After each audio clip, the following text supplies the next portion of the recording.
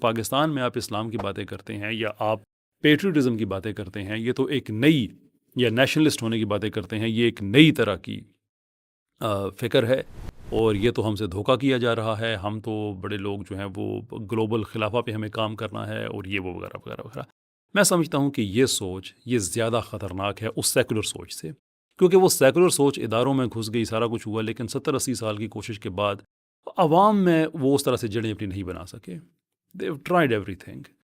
T V کو control کر لیا، بیوروکریسی کو کر لیا، سارا کچھ کیا، لیکن عام عوام میں بھی ذرا ہی نہیں ملی. لیکن یہ جو طبقہ بات کر رہا ہے، چونکہ یہ ایک اسلامک بیک گراؤنڈ سے آ کے بات کرتا ہے، تو ان کی بات آٹومیٹکلی زیادہ اپیلنگ ہوتی ہے. اور اس کی وجہ کیا ہوتی ہے کہ ہمارے بچے اس طرح سے گمراہ ہوتے ہیں،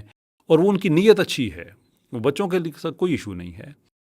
لیکن اس پہ بات کرنا اس لیے ضروری ہے کہ آپ کو کم سے کم پتہ تو چلے کہ اصل میں اسلامک ریکوائرمنٹ اس وقت ایز اے مسلم آپ سے جو ریکوائرمنٹ ہے اسلام کے اصولوں کے مطابق وہ کیا ہے. وہ بڑی سمپل ہے. اس پاکستان کے لیے آپ ورڈ پیٹریٹ استعمال کریں، نیشنلسٹ استعمال کریں، آئی ڈونٹ کیئر فرینکلی.